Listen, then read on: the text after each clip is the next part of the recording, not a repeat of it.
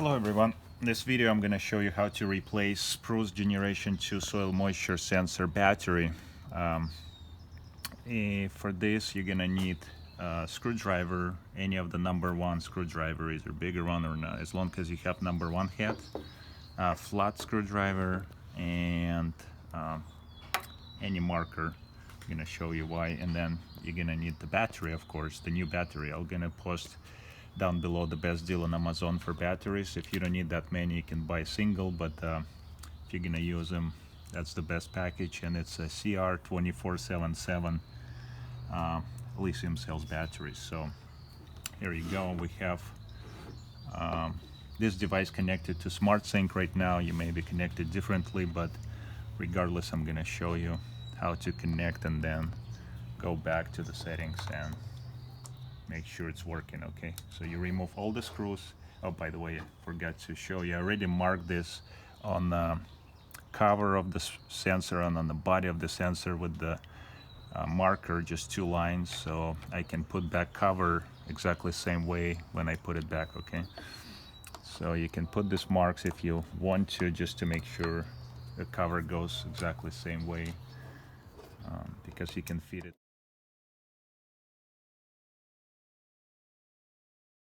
You're ready to remove the cover, and here you go. Inside you have this nicely fit all the sensor hardware, and the battery is right here. So I use a flat driver to pull the battery out.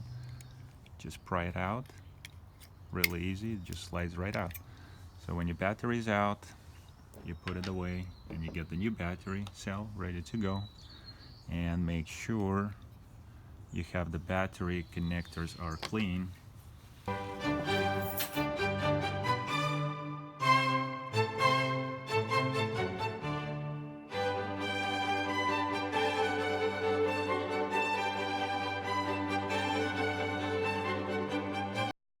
Go. The way to put it back, it's actually, if you forgot which way it goes, it actually says a positive face out, so your positive is on your back of the battery. Just face it out and you slide just right in, just like that. And you hear 3 beeps. 3 beeps, it just means it reconnected right back the way it was. So now it's our trick. We go and find our mark, and we're gonna put together same way it was. So we're gonna join the body, put the cover back, and we put in back the 4 screws again.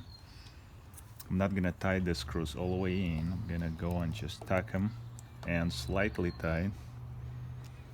And I'm gonna do the opposite side just to make sure the rubber pressure to the rubber gasket goes evenly.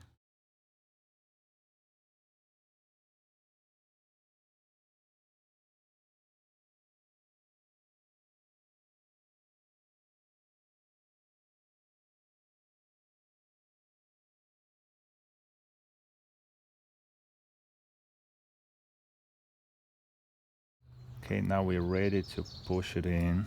Now we do opposite side, and we do the other 2 sides.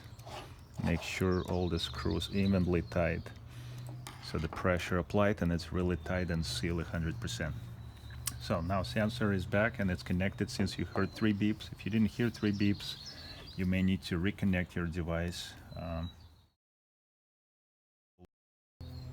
Alright, so we're back and to the SmartThings. You may be connected to the Spruce timer or Spruce controller directly.